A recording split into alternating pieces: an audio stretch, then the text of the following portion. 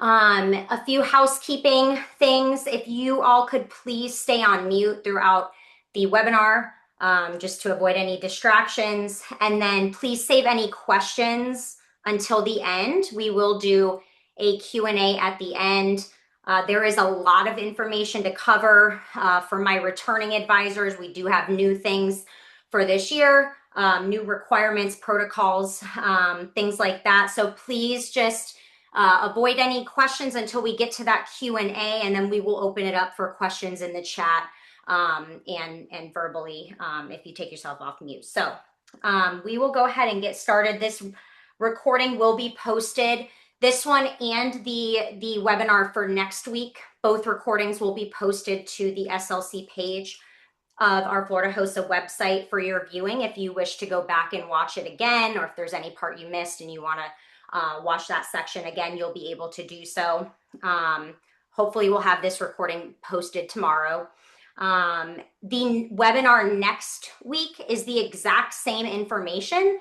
So if you're on today and you feel like you got all the information you need, you don't need to participate in the webinar next Thursday. So just a note on that.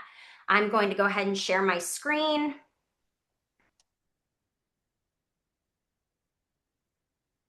All right, and we'll go ahead and get started. So this is the SLC page of our Florida HOSA website. If you don't know how to get to it, again, you just hover over conferences and click State Leadership Conference. I do want to note some very important points of information on this page. Please just take 10 minutes and read through this page.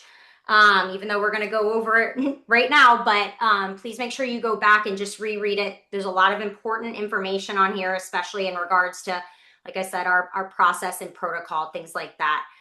So we will be at the Marriott Orlando World Center again this year, April 16th through the 19th. Please note what is in this red box. Per the Florida HOSA Inc. Board of Directors policy, there will be no cancellations or refunds after the March 6th registration deadline. So that means that all names in the registration system after it automatically closes on March 6th must be paid for. And that's even if you do not end up attending the SLC. So if you register a student, they don't end up coming to SLC, the money is still owed for them. So no exceptions. We are allowing substitutions, but only for courtesy core, voting delegates, and team competitive event registrations. Okay, you can't make a substitution for an individual event registration because that was the person that placed in the top 3 and are moving on to SLC. So again, substitutions just for courtesy core, voting delegates, if approved by the regional advisor, or team competitive event registrations. And those substitutions, the request must be made via email to me by 5 p.m. on Friday, April 10th. Okay, so you have quite a bit of time. Again, if you have somebody that's designated as a courtesy core and they get sick the week or 2 before SLC and aren't going to come, you can email me and request a substitution for that courtesy core person, just as an example. We will talk about team event substitutions in just a few moments, so stay tuned for that. But there is a link for that team substitution information. Again, the Florida HOSA competitive event offerings, you should already be familiar with this because all of the regional conference registrations deadlines have passed. So you should have already registered for the regional conferences and been familiar with the competitive event offerings we have for this year. Advisors, please read the below important information updates for SLC 2026 before proceeding. The room block at the hotel, I have gotten a tremendous amount of questions about this. I have just asked for patience as we worked to finalize everything with the Marriott and get the information updated. So thank you all for your patience with that. I will go into detail about the hotel in just a second when we get to that page. But I do want to point out, and this is why it's in a different color, so everybody sees it. The SLC 2026 HOSA room block at the Marriott Orlando World Center is not open yet. Okay, you cannot make reservations in the room block. Please do not call the Marriott to do so. Please do not email whatever contact you have at the Marriott to do so, because they will not be reserving rooms in the block. It is not open yet. Information regarding the room rates can be found in the hotel information box below. We'll go through that. The room block will not open. This is new. So it will not open until Friday, February 13th at 8 a.m. Eastern Standard Time. So you will need to come back to this page at 8 a.m. Eastern Standard Time on Friday, February 13th for specific booking information. You will be able to book the same way as you always have been able to via the link, which you'll get the code that morning. Email from our contact, and then also via phone. Again, we'll go into detail more about the hotels in just a few minutes, because I know there's probably gonna be questions about that. And I would like to give some explanation as to why the deadline is later this year. But I do want to make note that the block is not open. So please don't email us about the block. It will not be opening until Friday, February 13th. Please do not email us about the block, about it being open. Do not contact the Marriott, because again, you will not be able to reserve rooms until 8 a.m. Friday, February 13th. This is very important to note. The second bullet, I always get parents who show up and they want to register, so they want to go to the awards session. There's no on-site registrations. So for all my new advisors, please note this and make sure you pass this along to, I mean, we've always had this policy, so it's not new, but please pass this along to all of your student members, the parents of your student members, any family guest, anybody that is wanting to attend. We do not do on-site registrations. They will have to have their name badge and wristband to get into anything. So if they wanted to go to the awards session and the awards session only, they must be registered. So again, we do, if somebody is, I've had family members who have flown in, okay, and have come to me in headquarters, and I have to unfortunately tell them, I'm really sorry, but we do not do on-site registrations, and that's been posted. It's the advisor's responsibility to get that information to you. So that's why I also wanted to put it here, just to make sure everybody knows that we do not do on-site registrations. All of the registrations must be completed by March 6th in the HOSA CMS. The third bullet, all student members attending the SLC must have an assignment or a function. So that means they must be in a competitive event or a recognition event. We will discuss that in just a moment as well. Be a courtesy corps member or voting delegate, or be a state officer candidate. So the Leadership Academy does not qualify as an assignment or a function. It is only offered to members registered for one of the above assignments or functions. That was a new change from last year. I just want to reiterate that that is still the case this year. Again, they have to have an assignment or a function, competitive event, recognition event, courtesy corps, voting delegate, or state officer candidate. We will go into those specifics in just a moment. This fourth bullet here, it is Florida HOSA Inc.'s policy that all HOSA members attending SLC must be accompanied by their chapter advisor and or school approved chaperone and stay at the approved conference hotel, which is the Marriott Orlando World Center, or we will definitely have an overflow hotel this year. We're predicting greater attendance. We had about 4,000 last year. So we will be at an overflow hotel that will be designated very soon. We will give information about the rates as soon as I get them from my hotel person. So that will be posted as soon as possible. But for now, it is the Marriott Orlando World Center for the duration of the conference, beginning Thursday, April 16th at 5 p.m. through Sunday, April 19th. Florida HOSA does not approve or sanction a person missing any part of the conference. This is our insurance company's policy that we have to make sure everybody sees and understands. So that's why that is on there as well. We are not doing digital uploads again. So that's in all of the documents. It's posted several times. No digital uploads. So please make sure that your competitors review the event guidelines, what they need. and make sure that anything that is to be digitally uploaded, that they are bringing it hard copy to the conference. Okay, very important. This is new this year, and we'll get to this in the instructions document, but for Barbara James Service Award and Health Literacy Ambassador events only. So these are 2 recognition events. Any member that is registered solely for either of these events or both, they must meet the minimum requirements for recognition, or they're not going to be permitted to attend SLC. So that means if you have a student that's only in Barbara James Service Award and they're attending the conference, because we do have a Barbara James Service Award non-attending registration, but if they are attending the conference, the minimum that they have to meet is 100 hours. If they have 2 hours, they're not going to be permitted to come to SLC, right? They have to meet the minimum requirements for both the Barbara James and the Health Literacy Ambassador. We will be checking that. There is an earlier deadline. So all hours must be entered into HATS. Then that's the tracking system, the HOSA tracking system, and approved by the chapter advisor. And again, this is just for these 2 events by February 20th at 11:59 p.m. Eastern Standard Time. Okay. If the minimum requirements are not met by the February 20th deadline, and the member's name is in the registration system after it closes on March 6th, your member will not be permitted to attend SLC and no refund will be issued for their registration.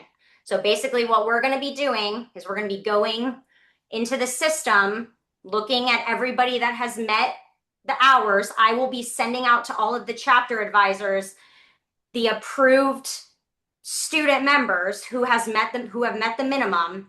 We will be removing people that are registered solely for those, and I'm talking solely for these events, right? If they're in a competitive event and they're also in Barbara James or Health Literacy and don't meet the minimum, we're not going to remove their registration. Okay, this is just if they're only in one of these events and they don't meet the minimum.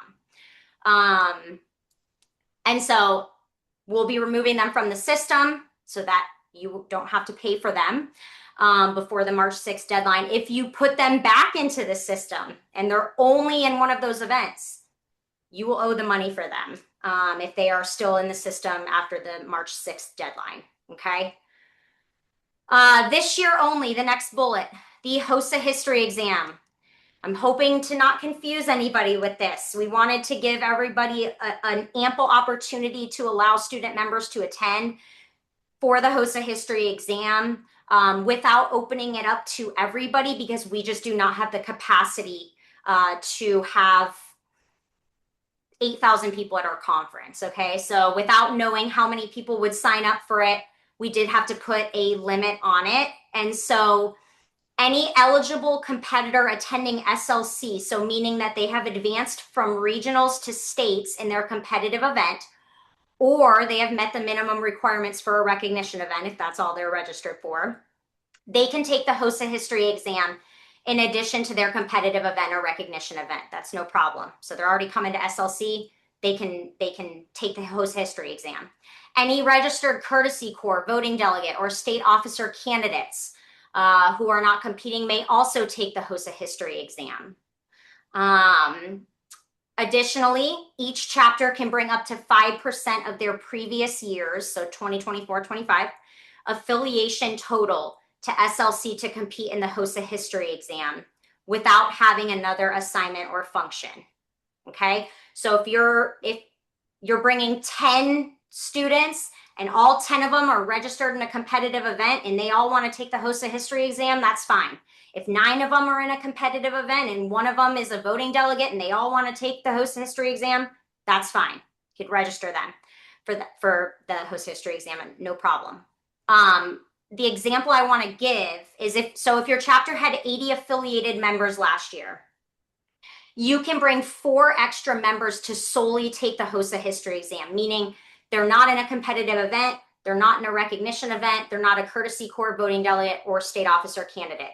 All they're coming to do is take the HOSA history exam, and of course do all of our additional options that they can sign up for while they're there, like the Expo and Career Fair and Leadership Academy, etc. But If they do not have an assignment or function, they can still come and take the HOSA history exam. And how we got to that is 80 members times 5% equals 4. We do round up, so if it was 4.17 or something, we would allow you to bring 5. We do round up. This is very important. I get this question every year, so I wanted to make it more kind of in your face to note. The registration fee does not include meals. You are responsible for all meals. Our registration fee is lower so that because if we have to meet a specific minimum for our meals, the registration fee would be a lot higher. So it does not include meals. All right, so those were the very important things. There's also a lot more important information that we're going to go through, but please make sure you again, that's a lot of information I just gave you all at once. Please make sure you come back and read this, as well as our information sheet that I'm about to go through as well. I do just want to point out, for those of my advisors that are new, we do have an expo and career fair that we do on Friday. It's from 9 a.m. to 4 p.m. Last year, we had over 40 exhibitors. It's all out in the hallway. It's a really great experience for the student members and for you as advisors. We always get phenomenal feedback from our exhibitors and our members and advisors. So please make sure you and your members check out the Expo and Career Fair that we'll have on April 17th. But I did want to note, if you have anybody that you work with, like an organization that you work with, or our regional advisors, anybody that might have come to your regional conference that might be interested in exhibiting with us, right here, this paragraph, point them there. They can look at our sponsorship levels and policy in our registration form and sign up to do that. The deadline for exhibitor sign up is Monday, February 16th. I just wanted to point that out. Any specific questions about exhibitors can be directed to Mandy. Okay, so we're going to get into the blue boxes. The first one, the Advisor SLC informational webinars, you're on it. So the recordings, this is where the recordings will be posted. So I will have both webinars recorded, even though the same information is going to be covered in both, but that's where the recordings will be posted. The second box, SLC information and instructions, must read. This is very important. Please make sure you're reading this document. If any document, if you ignore all the other documents, which I hope you don't, please make sure this is the one you are reading. It's very important. So, and I do want to note too, we have this up at the top, but any updates or changes, of course, I will send out via email if it's a large change or any updates to dates or anything like that, deadlines, we don't anticipate that. But if that happens, I will, of course, send an email. But any changes will also be posted to the SLC page on our website that I was just on. Conference registration fees, again, meals are not provided. It is $100 for each affiliated student member, advisor, chaperone, and family guest. Any family guest that is 5 years of age or older must be registered. Okay, so if somebody is bringing a 3-year-old, their 3-year-old sister, we assume that they'll just probably sit on their parents' lap during the award session. They don't have to pay. So again, any family guest 5 years of age or older must be registered. You are responsible as the advisor to get all of this information to your members and to the parents and any family guests that may wish to attend. And then you are going to be responsible for registering all family and guests through your school's registration for SLC. $20 for non-attending Barbara James Service Award only. Okay, so we offer a non-attending Barbara James Service Award registration. So that means if your student is not going to be coming to SLC but still wishes to participate in the Barbara James Service Award and be recognized, again, this is only if they're not attending SLC. There is a $20 registration fee. And when we get to the registration portion of the webinar, I will show you how to register anybody as a non-attending Barbara James only. Late registration fees, $150 for each affiliated student, member, advisor, chaperone, and family guest. $70 for non-attending Barbara James Service Award only. So this late registration fee, this is available after the regular registration deadline, which is March 6th at 11:59 p.m. Eastern Standard Time, through 11:59 p.m. Eastern Standard Time on March 11th by email request only to me. After March 11th, that's it. No late registrations. We will not be allowing. We have gotten so large. We have over 22,000 members. We cannot do any late registrations anymore. We immediately start ordering things as soon as our registration closes. I mean, registration bags, programs, name tags, lanyards. I mean, the list goes on. So we have a ton of things that we have to do and get ordered and finalized. And it starts right after we get that final number of registration. So there will be no late registrations after this final extended late registration of March 11th. But again, comes with a hefty late registration fee of $50 for both registrations. Please also note, after the March 6th registration deadline, pre-ordered options or activities are not available for late registration. So between March 7th and March 11th, if you have late registrations, they will not be able to do any pre-ordered options or activities. Options and activities. We have the Leadership Academy, which will be Saturday, April 18th, and it will be an additional $10 per student member if they wish to participate. Highly encourage your student members to attend the Leadership Academy. It's a great experience. We will be having a phenomenal speaker for the Leadership Academy, and I encourage you to encourage your members to attend and participate in that.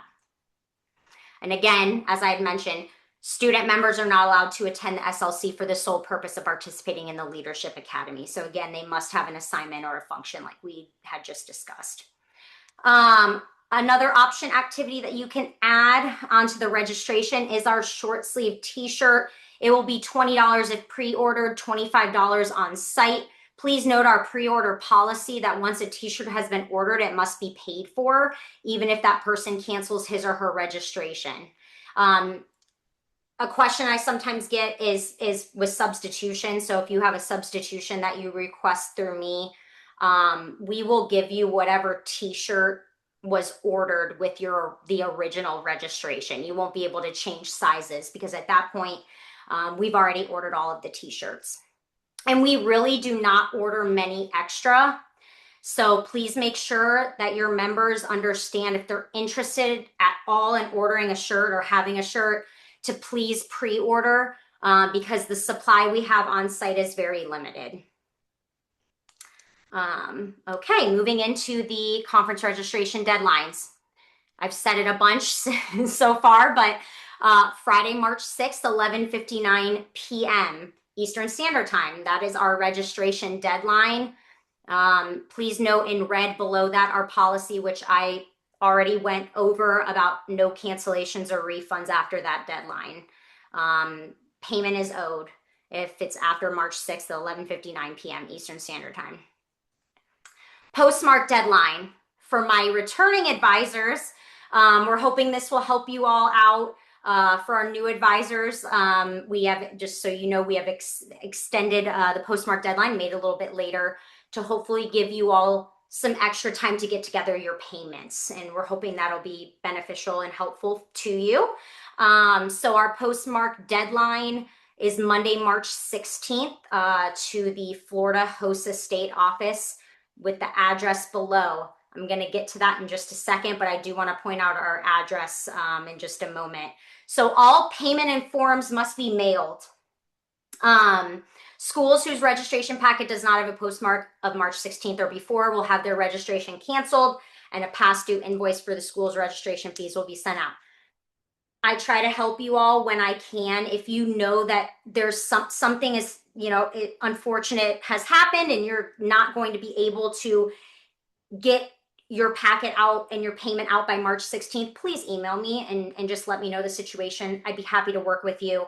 But I do also want to note how important it is to try and have that information to us with a postmark of March 16th, because the mail sometimes has been horrendous. Last year, we didn't receive packets for over a month. So, and March 16th, a month from that would be April 16th, and we'll be in Orlando. So please make sure the earlier the better that you can send that out. We will be in contact with you if we do not receive your packet. So you don't need to bombard Mandy with emails about whether we've received your packet or not. We will contact you if we have not received it as soon as we can start going through the mail that has come in and all the packets. The following required items must be sent together in one packet. There's a list there. We will go through that in just a moment. Just something to note, because this did happen last year, my chapters that are in close proximity to our state office is moving, so I will talk about that in just a second, but we're just moving down the road. So any of my chapters that are in close proximity to our state office, so in Gainesville, Alachua, Fort White, even Ocala, like the surrounding areas, we really do encourage you to drop the packet off to our office. We had actually several schools, I want to say about 5 or 6 last year, that were in very close proximity that mailed their packet and it was lost in the mail. And it's coming, not far down the road. So if you're close and you can drop it off and hand deliver it, please just contact our office. You can contact Mandy, you can call us, and just let us know when you're planning on dropping it by so that we can make sure someone's there to collect the packet. But I do encourage that for our close proximity chapters. Payment information, very important. Allowable forms of payment are school check, money order, or bank/cashier's check. We do not accept cash and we do not accept personal checks. If Mandy gets those in your registration packet, we will send it back and it's going to delay the process. So please make sure you're sending either a school check, a money order, or a bank cashier's check in one form of payment. Okay. So if you have a lot of family guests, you need to make sure that they're all paying you and then you're sending it in one payment. Because if you can imagine over 4,000 guests attending this conference, and we were there's hundreds of chapters that come, and if we're receiving multiple payments for each chapter, there's just no way. We have a 4-person staffed office. We can't keep up with that. So please make sure you're sending one form of payment for your entire chapter. Please send the fully completed registration packet and payment to our address listed here in red, which has changed. Please note.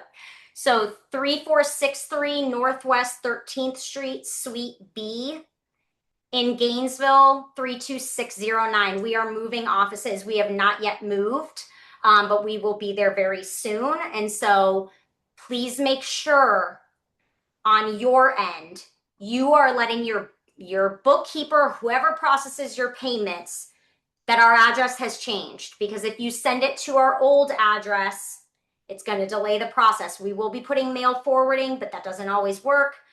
Unfortunately, this is probably the worst time we could move, but our lease was up in March. And so it's just an unfortunate situation that has to happen right now. So we just want to make sure that you understand that you have to be the one. You can't just give your bookkeeper the invoice. That's not going to be enough unless your bookkeeper is phenomenal and you trust them 100%.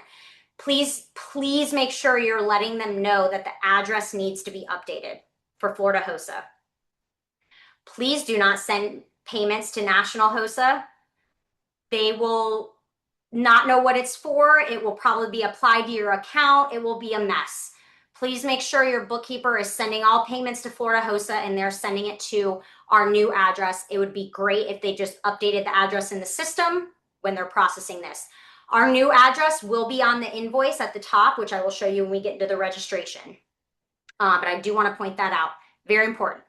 New address. I will send another email reminder out to everybody about this, and we will be posting a banner on our website. But I want to make emphasis right now that we are changing addresses and office space. So we have a new address and it needs to be sent there. And like I just mentioned, please make payment to Florida HOSA again. I think sometimes the bookkeepers they're used to having just processed your affiliation dues or your regional conference fees, and they don't necessarily think to send it to us, but it's our conference that we're hosting, so the payment needs to be made out to us, not the regional advisor, not National HOSA, but Florida HOSA. I'm going to skim some of this because I've already mentioned it, like the no on-site registrations, that you must have an assignment or a function, but all of that is in here. So please make sure, again, you're reading through this. I do want to point out this third bullet. If you complete your registration and you send your payment and forms early and you make a change to your registration and it's still before the March 6th deadline, please email Mandy as soon as possible and let her know the change. So if you took a student out and added 2 students, please make sure that you let her know and that you send her an updated registration summary report, which I will show you how to pull, so that she knows what changes have been made to your registration. And again, this is only if you've already sent everything and it's before the registration deadline that you make any changes. We've talked about substitutions. We've talked about how everybody must be accompanied by an advisor or chaperone. Again, it is your responsibility as the chapter advisor to register everybody for your chapter, including family guests.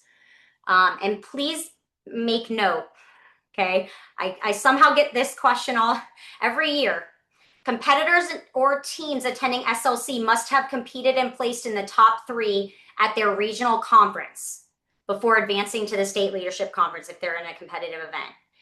There are some regions that do allow the 4th or 5th place person to attend in one of the top 3 competitors' spots, but that's region to region, and so that you would have to reach out to your regional advisor regarding that. But for the most part, it is just the top 3. So please make sure you're not registering your 6th, 7th, 8th place person. They will not be able to come for a competitive event, whatever they place in, if that's the only thing they're coming for. Hotel information. We will go through this when I get to the hotel document, but some of this we've already discussed. Staying at the approved hotel. The overflow hotel will be designated as soon as possible. And I really want to point this out, which I'll talk about more again when we get to the document. It's vital that you stay at the approved conference hotel because we at Florida HOSA have to fill a designated number of rooms at the resort per our contract. That was an issue last year. So please make sure you are staying at the approved hotel, which is the Marriott Orlando World Center, or the designated overflow once we receive that. Dress code. Please make sure all of your students understand what the dress code is. We have a link to it on our page. I'll show you that. We are very strict with the dress code, and that's because Global National HOSA is also strict as well. You're not allowed on stage if you are not in dress code. Please note that we have our Florida HOSA dress code policy, which differs slightly from the National HOSA dress code policy. We will be following our Florida HOSA dress code policy for our Florida HOSA SLC, okay? So please make sure your students understand what is required of them, and that they need to be in dress code for all of the events that are occurring at our state leadership conference. So if they try to show up to our expo and career fair and they're in leggings or ripped jeans and a crop top, they will be sent back to their room by one of my security to go and change if they wish to come back. It's a professional organization. That is what we are here to make sure the students understand. So they need to be in dress code. There is a paragraph here about what is not allowed, so please make sure they know that as well. And I do want to point out, because this is some question I've got in prior years, and I wanted to add it to the instructions document this year, but all advisors, chaperones, and family guests should dress in business casual, keeping attire appropriate for a professional environment. So again, no ripped jeans, none of that, please just maintain, professionalism with what you're wearing, what your chaperones, and make sure the family guests understand that as well. But I do have a whole section on student members and what they must wear. So please make sure that they, again, understand this. They will not be allowed on stage. They will not be allowed in the award sessions, recognition sessions, if they are not in dress code. Very important. Competitive events, I will go through this in just a second as well, but we can't do it alone. We are the second largest chartered association, meaning we have the second largest state leadership conference of all the other chartered associations. And we have to have, just like at Global National HOSA does for ILC, we have to have assistance from our advisors. And so we will be posting a category lieutenant and event manager assignment chart. Hopefully before Friday, we'll get that out, and then I'll get your letters to you if you are assigned. But you may be assigned as a category lieutenant or event manager. If we do need assistance with judging, my judge coordinators will reach out to all of our advisors to try to fill in any empty spots that we may have as it gets closer to the SLC, but we are trying to fill our judge spots with industry representatives. Again, I mentioned no digital uploads. Please note that the National Geographic Learning Academic Testing Center tests that are in those tan boxes on the National HOSA website and the Emotional Wellbeing Challenge are not offered at SLC. You will not see those on our competitive events list. Those are ILC only events. Please also pay mind that if your members are competing in personal care, life support skills, interviewing skills, or speaking skills, they must submit the student accommodation request form. I will show you that form in just a moment. With their registration packet. We must have that form. It's a requirement on the guidelines. They need to make sure that that form is submitted. We do not mail awards, certificates, medals out after SLC. All students and or their advisor must pick up their awards at the awards session. So if you unfortunately have a student member who has fallen ill and cannot attend the awards session, but they place and they are going to receive an award, you can, after the session has concluded, come up to the stage and ask our state officers if you can have the award for your student member that has not been able to attend. Recognition events, I already went through this, so, but if you need more information, please refer back to this. But please be aware that the deadline for most of the recognition category events, approved hours, is before SLC.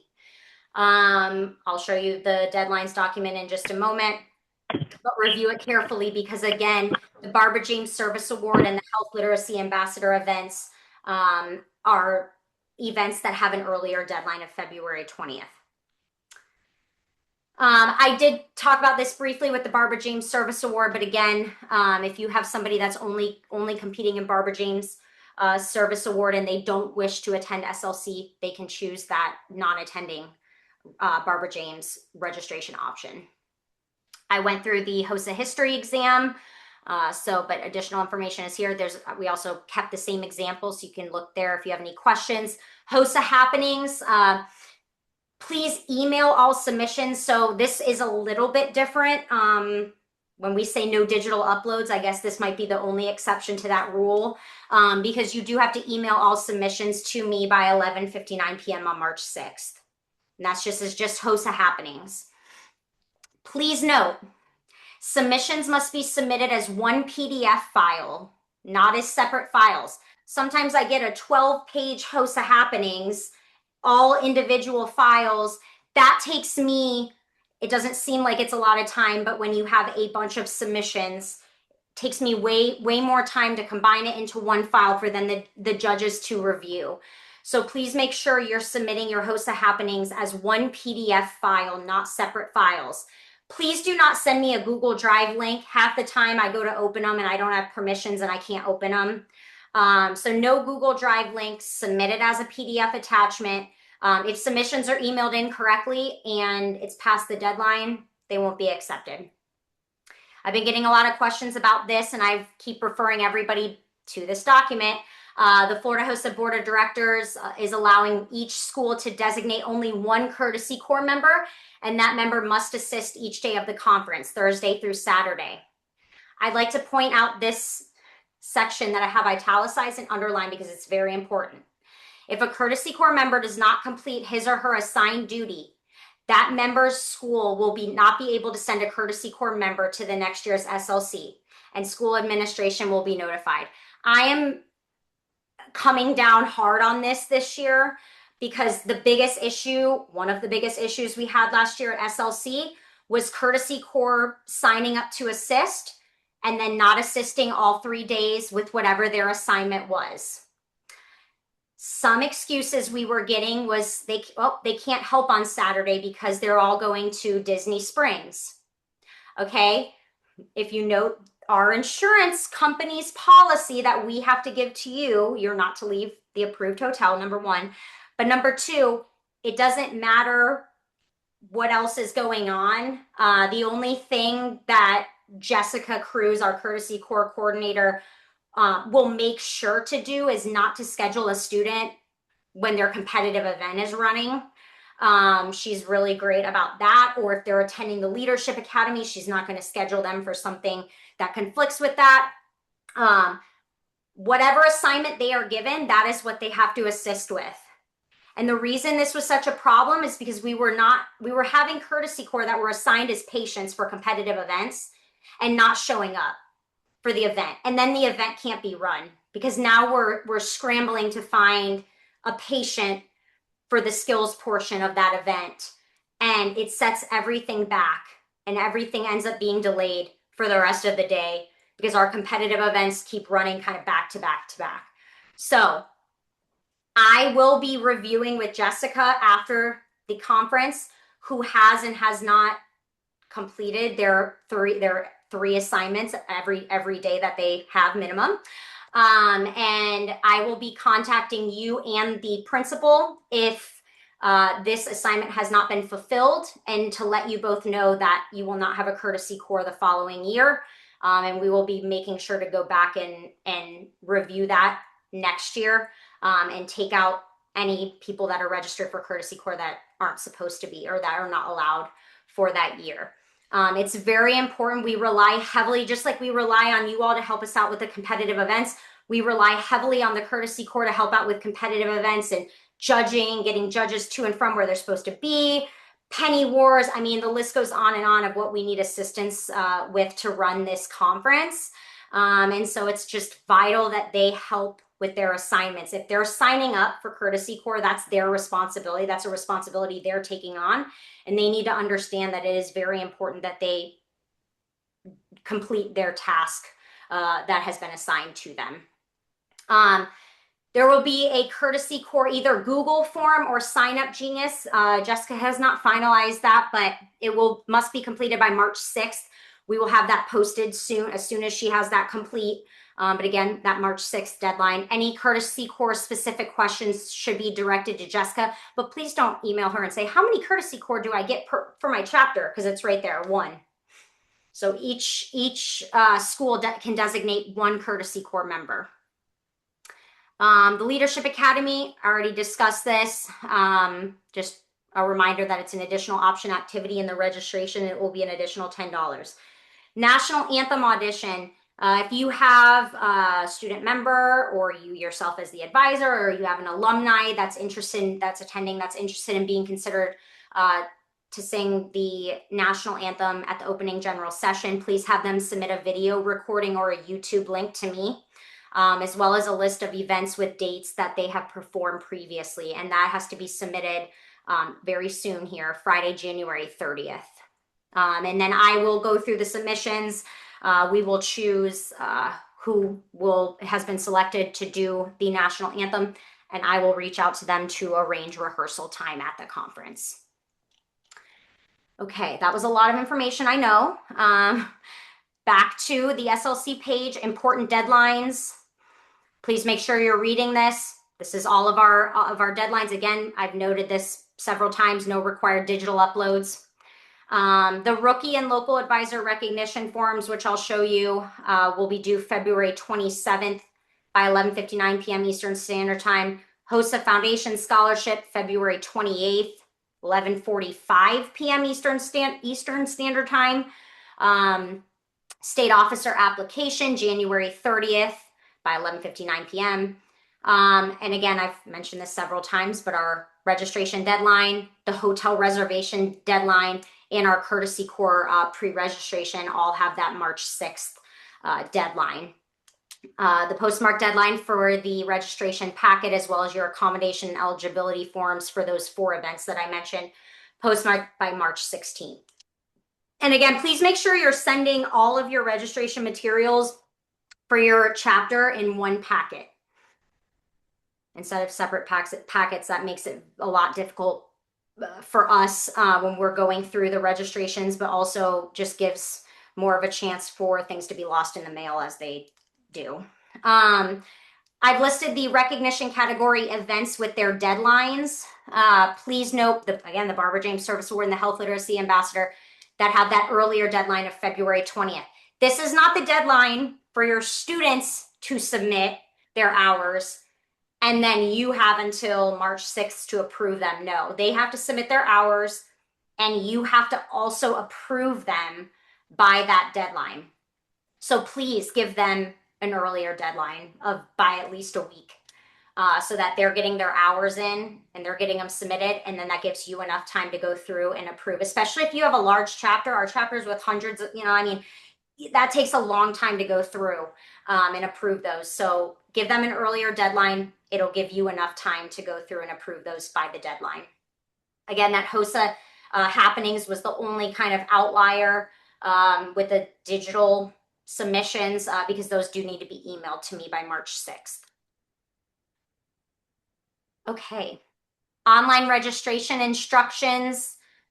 I'm going to go through this, but if you need a step-by-step on how to register, I'm not going to go full in depth on registering teams and registering for the competitive events, because you all should have had experience doing that for your regional conference. And if you need assistance with that, you can review the recording from the regional CE conference webinar, where I go through that step by step by step. But if you do need something written out, you can view this document. Required registration forms, very important. This is what's sent in your registration packet to our state office. We have this sectioned off, hopefully to better help you. You have the advisor chaperone forms, again, to be sent to our state office. We have that listed for everything. So just to make sure you know, all of these have to be sent to us. We do go through them. We do note any forms that are not in there, and you have to provide those. But please make sure we don't have to reach out to you about that, and you just send everything together. The student member forms, and then the family guest forms, and then the eligibility accommodation form for those 4 designated events. I'm just going to click into the advisor chaperone forms really quick. We have the checklist, the abuse prevention handbook, the advisor chaperone screening certification form, and the code of ethics and medical liability release form. So the checklist, please go through, fill everything out. If you're not attending, you have to designate a lead chaperone. Please do so on this form. Please review everything, sign and check off where needed, and then mail, again, to our new office address that we have on there. Please use this to go through and make sure that you have all of your required forms that you have to have for the registration packet to be complete. If you do not have this when mailing your registration packet, we will make you fill it out and send it back to us before the conference. So please just do it prior. Abuse prevention handbook. Please go through and review this. We only need, please only send us this last page. We do not need the full packet. We only need this last page. And this is for all advisors or chaperones that are attending. And it's a requirement for our insurance. Advisor chaperone screening certification form. This also needs to be completed. You can put everybody, so if it's you and 4 chaperones or 2 advisors and 5 chaperones. Please put everybody on one form. You don't need to send a separate form for each person.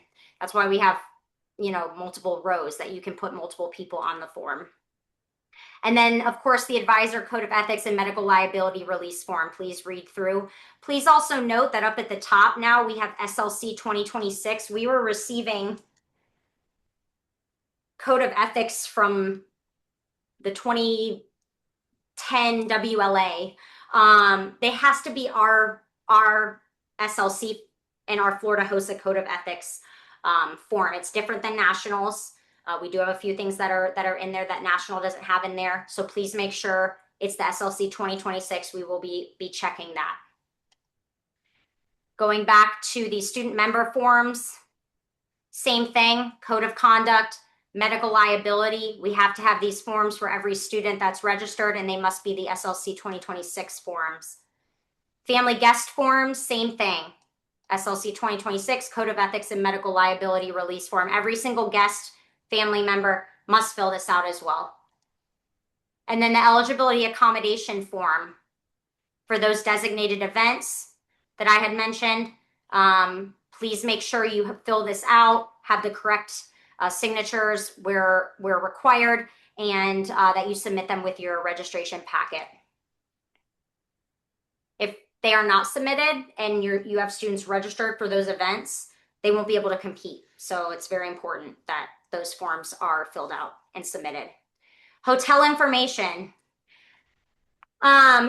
We have the hotel rates for the Marriott. It will be $179 per night with a $35 per night mandatory resort services package fee. At the bottom here, you can read what that includes. Please note it is subject to change. The Marriott can really change it whenever they want. And so it's subject to change at any point. Where we have, please read carefully. So again, we will be opening the room block Friday, February 13th at 8 a.m. Eastern Standard Time. Like I mentioned, please do not email me or my staff or the Marriott or call the Marriott asking about booking a room. You won't be able to. It doesn't open until Friday, February 13th. Again, like I mentioned, you can still do it online via the passkey link and code by phone or by email. Please note right here, online phone and email booking information will be posted at the top of the SLC page on our Florida HOSA website on Friday, February 13th at 8 a.m.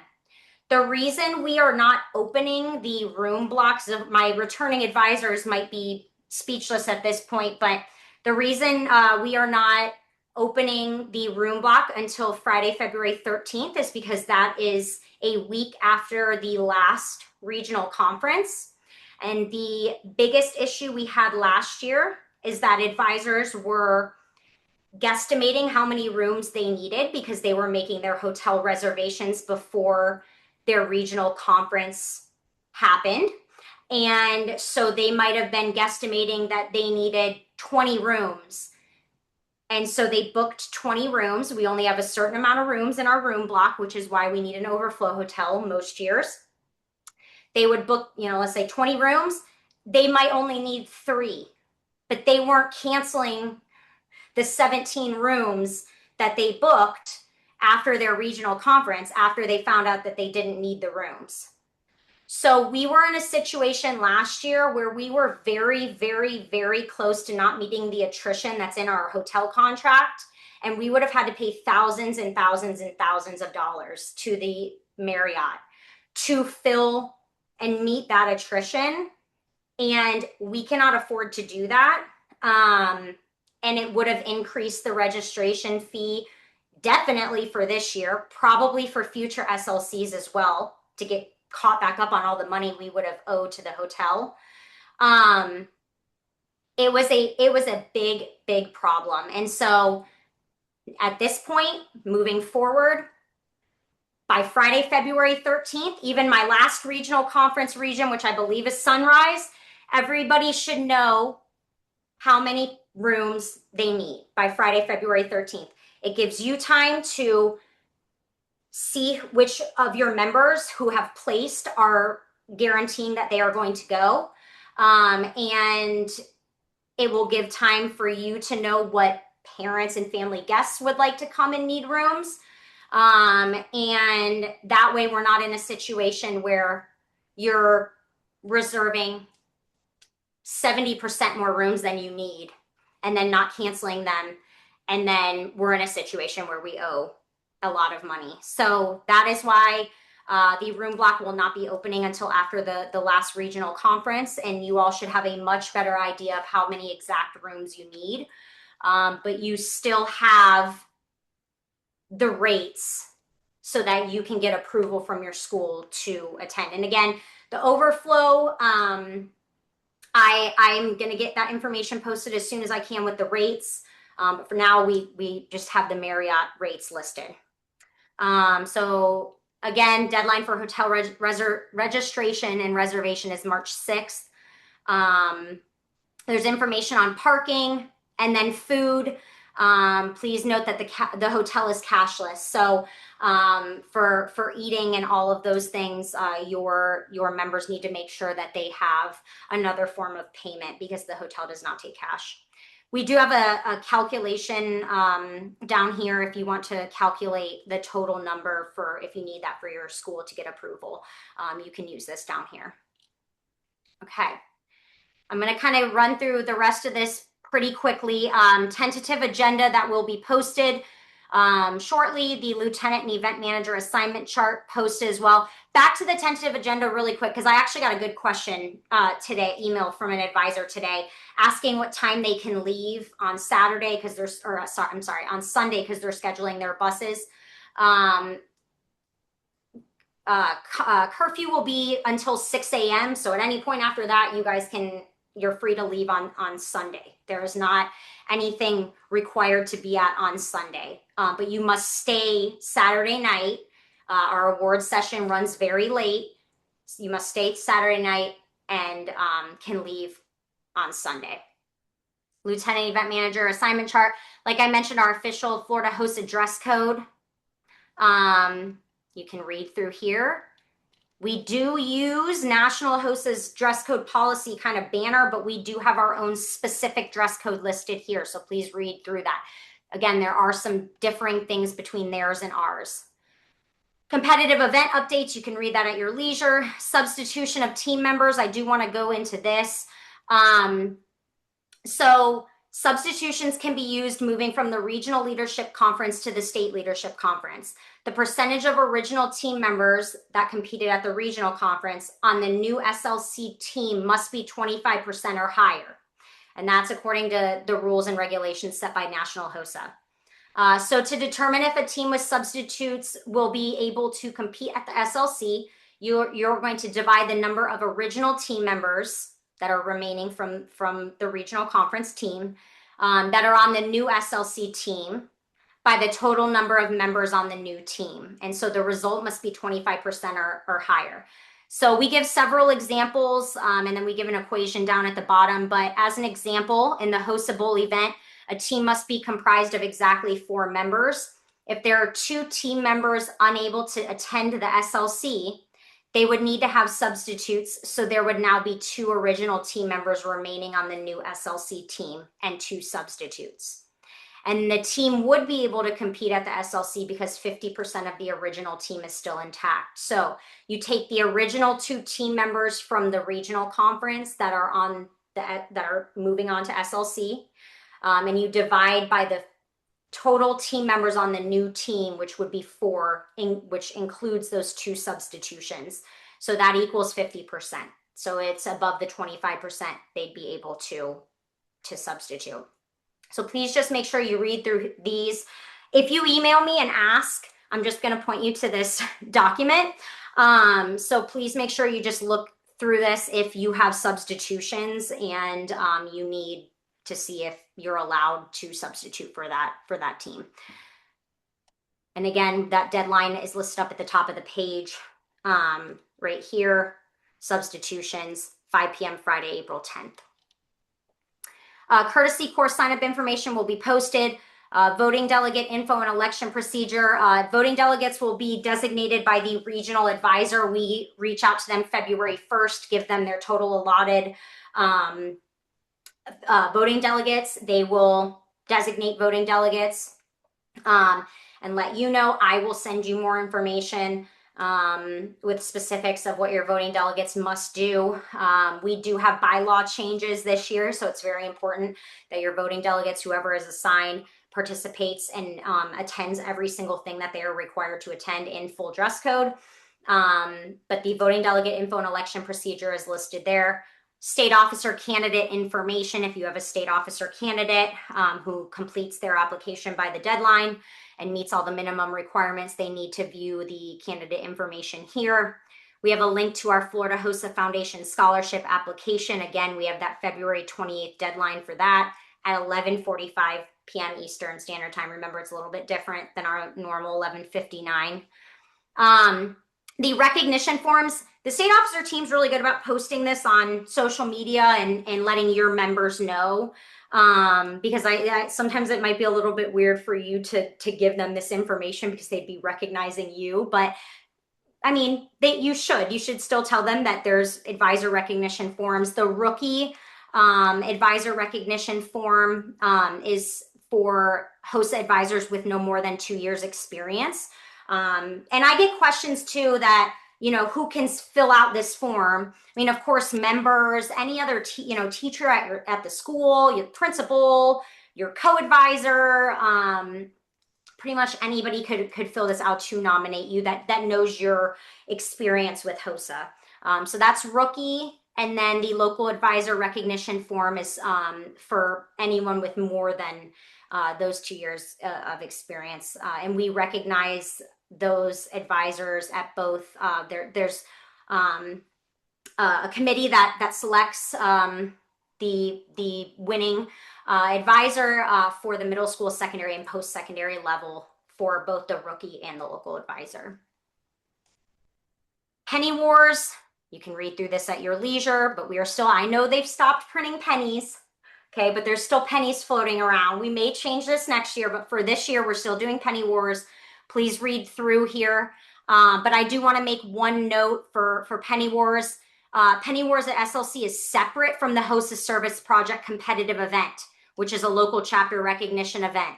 So this means neither letters from NMDP or copies of checks previously remitted to NMDP for the HOSA Service Project competitive event will be counted in the Regents Penny Wars total. So I just wanted to make note of that.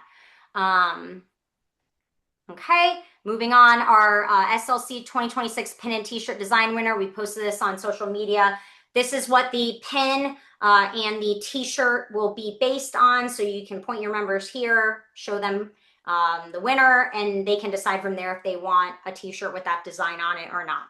And then we have our due list for SLC that you can read through as well. So that is our SLC page. I'm going to move along to showing you quickly, I'm going to run through this quickly, the SLC registration in the HOSA CMS. You can always get to the HOSA CMS quickly by just going to our Florida HOSA website and going to CMS login right here in the heading. All right, so under the conferences section of the main screen for your chapter, we will, like we've done the previous couple of years, we have 2 separate tiles, one for middle school, one for secondary, post-secondary. My middle school advisors, I will be sending you an email tomorrow. I wanted to do the webinar first, but I will be sending you an email tomorrow with a couple of specific things to note for your registration specifically. But the middle school will register through the middle school tile. Secondary, post-secondary will register through secondary, post-secondary tile. If you're a middle high, you need to register your middle school members through the middle school tile and your secondary members through the secondary tile. I'm going to quickly go through this and show you. Okay, so please just remember a few things to note. You can only register each member for one regular competitive event. I guess, again, they must have placed in the top 3 at the regional conference in order to move on to the state conference. And then you can select the recognition events as well in the registration. Just one thing to point out for new this year, specifically for the registration, the recognition events, healthcare issues exam, and which is only happening this year, the HOSA history exam, like I mentioned. We will recognize the top 10 at our state leadership conference, but everybody can advance to the international leadership conference. So if you have somebody that doesn't place in the top 10 for HOSA history, but wants to take it at ILC, they can attend ILC and take it there. Same thing with the healthcare issues exam. There used to be a cap on how many could attend the ILC for healthcare issues, and Global National HOSA has removed that cap. So now for both of those, if you have somebody that does not place and wants to go to ILC for either of those, they can. I just wanted to mention that. Okay, so move this out of the way. Here is what you'll see at the registration page on for SLC for this year for secondary, post-secondary, and again, middle school will look the exact same. I will just show you basically one example of the registration. So you will click whatever student you're trying to register for. Registration type, again, this should be pre-populated. Advisor, Florida HOSA Honorary Life Member. If you are one, we will be checking that. So please do not click that because it's a $0 fee if you're not an Honorary Life Member. Non-attending Barbara James only, post-secondary, collegiate regional advisor, same thing, we will be checking, and secondary. So again, should be pre-populated for whatever you're affiliated as. You will scroll down here under options activities in the drop down.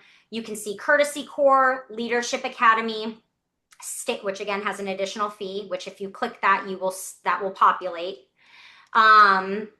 Here's where you can order the t-shirts. We have extra small through 2X. For extra small, my middle schools, if your students want a shirt and they're an extra small, please have them pre-order because we will not be ordering any extra smalls in addition to whatever's pre-ordered. So if they want a t-shirt and they're extra small, they need to pre-order. And then voting delegate. Please make sure if you've already completed your state officer candidate portion of the application, if you have a state officer candidate, you have signed that you agree and understand that you must register them as a state officer candidate in their registration. So again, if you have a state officer candidate, please make sure you're selecting this right here when you're doing the registration. And you can always go back if you've already registered, you can always go back and add this separately if you need to, that's no problem. Voting delegate, again, you'll see this clause here, regional advisors appoint. Please make sure you're putting voting delegate for any person that has been designated as a voting delegate from your school. And again, you will hear from the regional advisors on who has been appointed. It's very important that you register them through the system because I do pull the report from the system with the voting delegate names, and that's how I make sure that the correct communication is going out to the correct people. So please make sure, again, if you have a voting delegate that the regional advisor has appointed, or you have a state officer candidate, that you're selecting those. Those are the two most missed options activities that end up costing us a lot more time on our end, trying to figure out who's a state officer candidate, who's a voting delegate. Just please make sure you're registering them for either of those if they are. And again, that's where you'll do the t-shirts, competitive events. The nice thing about having the two separate tiles is that middle school will only have the middle school events listed, and secondary and post-secondary will only have the secondary and post-secondary events listed. So please make sure you're going through and you're selecting the correct event. Again, we also have the recognition events listed in here as well. You'll see health literacy ambassador, host happenings, etc. So please make sure you're choosing the competitive event if they're in a competitive event, and or a recognition event from this list. And again, only one, they must have placed in the top 3 regionals. And then you will click save down here. For the family guest other and chaperones, you will use down here this register family guest other.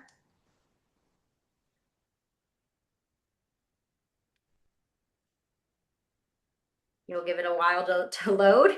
And then you will be able to choose chaperone, delegation, lead, POC, which is basically the same thing as the lead chaperone, and then guest family. And again, noting no on-site registration. So anybody that wants to attend to support their son or daughter, they must register as a guest family, even if they're only wanting to attend the award sessions.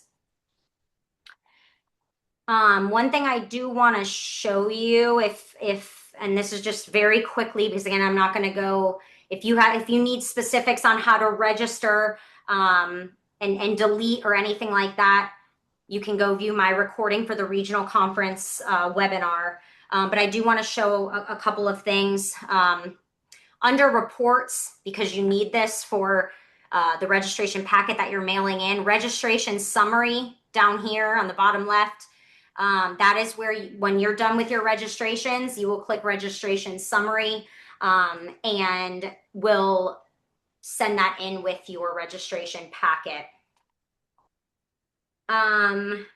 The invoice right here, view all invoices. Once you do the registration, you can view the invoices for your bookkeeper. One thing I do want to note, this actually happened last year and also for FLDA. So I just want to remind my schools that if your district pays separately for you versus the students, so if they pay for you and as the advisor, and then the students, members, and the guests and everybody pay separately, please, we do not do invoices. You have to pull the invoices from the system. So please make sure, if that's what's happening and there's a separate payment, because a lot of times what happens is the district will need an invoice with only those 2 registrations on it. Please register yourself first, or whatever advisors, whoever they're paying for, please register you first, generate the invoice so that you can give it to your district, and then register everybody else. And then you can give that invoice to the bookkeeper for the remaining registrations that are owed. You can, again, go back to my recording of viewing the competitive event option, the view options down here on the bottom left, competitive events. You need to click that and make sure you're reviewing and make sure all of your competitive events are correct.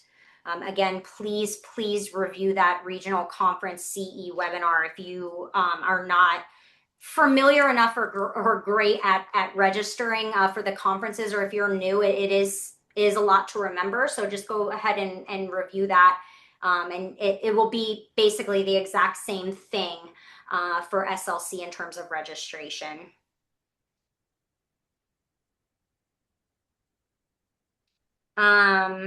Okay, I think that's all I really wanted to cover in terms of the registration side of things with the system, because again, like I said, it's very similar to regional conference. Just make sure, again, you're not clicking on the we've had chapters that have accidentally clicked on the middle school tile and registered all under middle school, and then you have to delete. You can't just transfer over. You have to delete all the registrations and re-register in the correct secondary, post-secondary tile. So just make sure you're in the correct tile when you're doing that. Please also make sure, back to the district payments, if you're, in addition to your district potentially paying for certain registrations, if your district is paying for your registrations at all, whether it's the full registration, a portion of the registration, please make sure that you as the advisor are following up with whoever at the district is your contact or makes those payments or whatever, because we had several issues last year where we weren't receiving payments or partial payments, and it was because the district was sending the payment and there was just no follow-up, and then they were last minute trying to cut a check because somebody at the district forgot or got lost or whatever. And so, I know your districts are at that level are very busy, so please just make sure that if they are paying a portion of your registration or the full registration, that you're following up with them to make sure that the payment is sent by the registration deadline. There's also, I sometimes get this question, on the invoice, there is a net 30. on there. But that's not applicable in this instance because if you register on March 6th, your payment is still due to be mailed to us by March 16th. So please just note that that net 30 is not really applicable in this instance with the deadlines we have. And again, we, extended the postmark deadline to try to assist you all this year with getting your payments out. And hopefully that will be helpful. Normally I do a summary of important items, but I think I've gone over all of the important ones multiple times and mentioned them several times. So I will kind of forego that. But I do kind of want to end it before I open it up for questions and answers. Attending SLC is a privilege. Okay, so it means, your student member has studied hard and performed very well in their competitive event, or they've gone out into the community and they have done a lot of, community service and have met the minimum for the recognition event, or, they've been chosen as a voting delegate, or they're going to be a courtesy core. It's a privilege to attend SLC. Please do not bring anybody that is going to be disruptive. We will send them home. I have a zero tolerance policy for the unprofessionalism, and these students know when curfew is curfew. They need to be in their own rooms at curfew. If they're not in their own rooms at curfew, they will be sent home. That is in the code of conduct that both the student and the parent sign.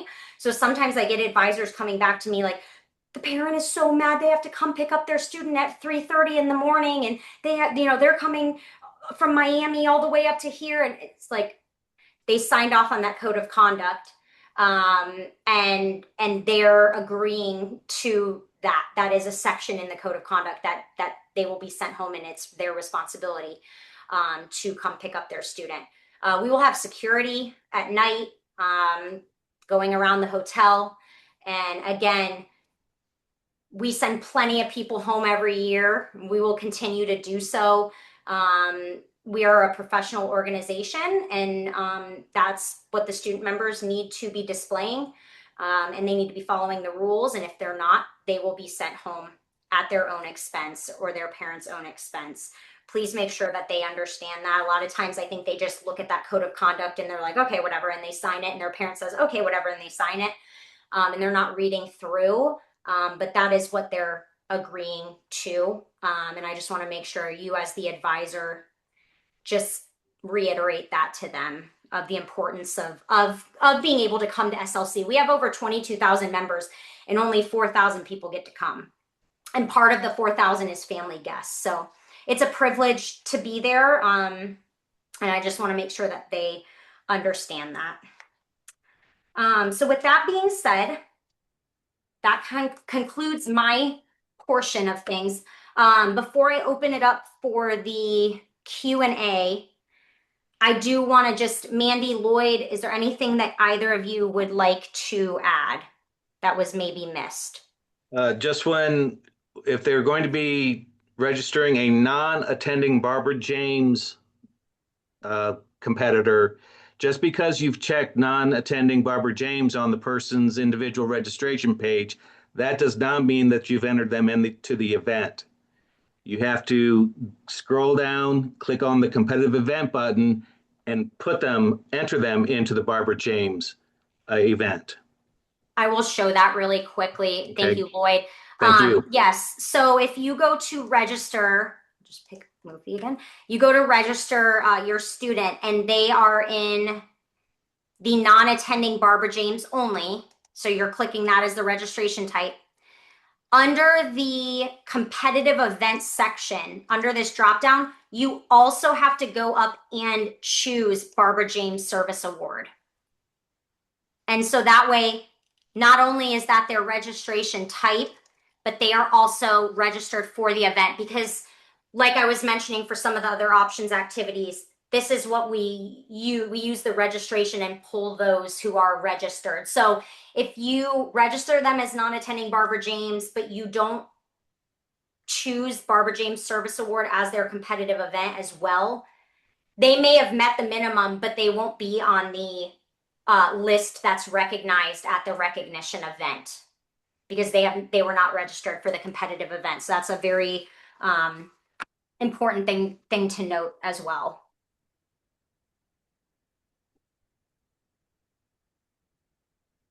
Anything else, Lloyd, Mandy? Oh, I do want to mention one other thing too. For my advisors that have a state officer candidate, when we were talking about busing, and how I mentioned, 6 a.m. curfew's over, so at any point after that, you can leave at 6 a.m. If you have a state officer candidate who is elected and makes the 2026-2027 state officer team, we do have a new officer meeting that morning. So if they're coming home with you on the bus, you just need to note that they also need to have travel back home. So you may need to schedule the bus for later. And we'll have that tentative agenda posted with the meeting time and everything. But you may just want to consider that now. If they're leaving separately or whatever, then that's a moot point. But if they are leaving with you all, then you just might need to schedule the bus for after that meeting concludes, if they're elected, like I said. Okay, well, we will go ahead and open it up for questions. I'm sure there's already questions in the chat. Credit card payment, not at this time. No, I'm sorry. Hopefully sometime in the future, but not this year. Yes, middle school can leave Saturday after the middle school awards session. So the middle school awards session starts at 9, usually is over by like 10-ish. So they can leave on Saturday. Middle school only. Middle school only.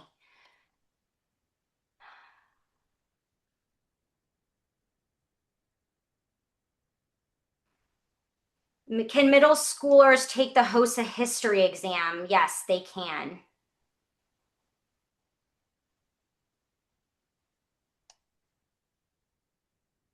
Is there a charge for parking a van at the hotel? So if you go to the hotel information sheet, we do have information there on busing. It does also, it says there's a 50% discount on daily self-parking fees for cars/vans. Depending on the size of the van, you should be able to just park the van and utilize that 50% discount. So that should be fine. But if it is like a very large van that wouldn't fit in like a normal parking spot, you may have to discuss that with the Marriott. The hotel information is on the website. I mean, how do we get hotel info for board approval? I mean, the rates and everything are posted there. So you just wouldn't have the confirmation necessarily. Nadra, yes, that's what I was mentioning, the $50 for guest family for middle school only. I will be sending an email out tomorrow regarding that. But yes, that's the same for this year. And yes, anybody that has any other, I've gone through all of the questions in the chat. Anybody that has specific questions that don't want to unmute yourself, don't want to put it in the chat, you can unmute yourself now and ask. Hello, it's Hi. Rob Kelly from Horizon. Thank you for all the wonderful information. You're welcome. I have a mom who wants to come to support her daughter who's in middle school. She also wants to bring her older son, which is in high school. However, he does not want to attend neither the opening ceremonies or the closing ceremonies. So I shouldn't have to register him if he's not doing any of that, right? Well, all of the sessions are mandatory for your student members in the chapter. So right, brother's just coming.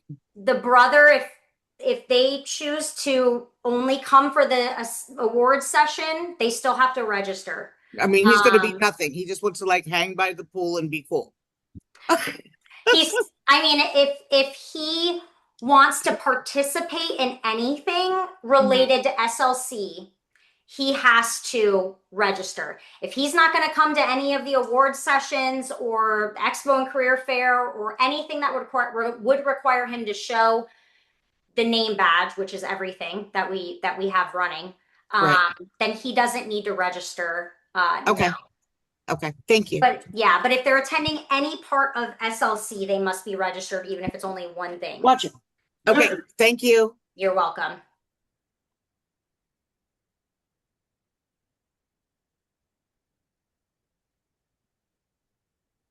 Wow, that's all the questions. Okay, I'm shocked. We never get out of here on time. If nobody else has any other questions, okay, I do have one question in the chat that just came through. The amount of students that are a part of our chapter that can come to take the HOSA history exam, do they have to pass regional / round 1 testing? If yes, the amount that can come is a solid 4, or does it depend on how many people are in the chapter? So that's on that SLC informations document. If they are registered for another assignment or a function, so they're in a competitive event, recognition event, state officer candidate, voting delegate, courtesy corps, they can come and take the HOSA history exam. If they aren't any of those and they still want to come to SLC and did not place at regionals in anything in their competitive event or anything like that, they're not interested in doing a recognition event, they just want to come to SLC to take the HOSA history exam, they can do so.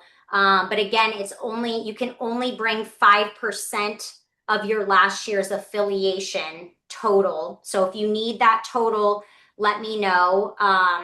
If you did not affiliate last year, send me an email still. But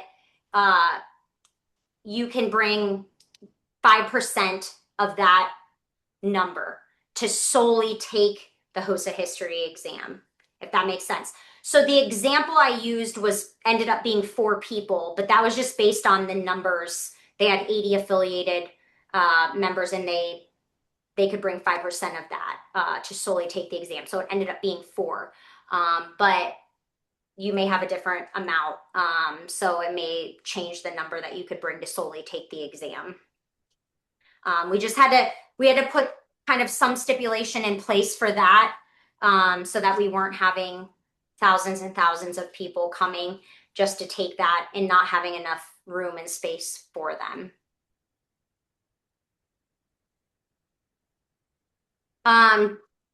Any other questions?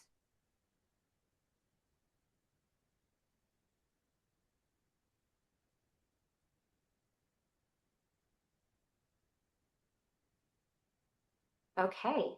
Well, sorry, one more thing. Confirming the only students who can attend without being in an event are the following. Courtesy corps, correct. They can also do courtesy corps if they're in a competitive event, but you only get 1 per school. But yes, that is correct. Courtesy corps, voting delegate, correct. HOSA history exam, correct, with that stipulation. Barbara James and health literacy.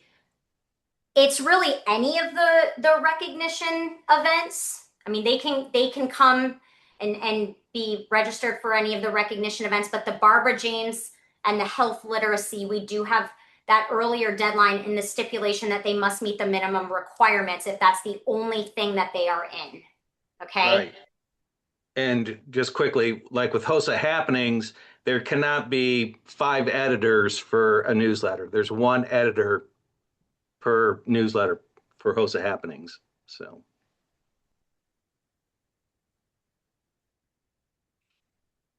Correct. Just to clarify, if you're a middle high, can we admit 2 for courtesy corps? It's just 1 per school. So it doesn't matter if you're middle high is your chapter, 1 per school. And that's just a board policy that's been set. It's 1 per school.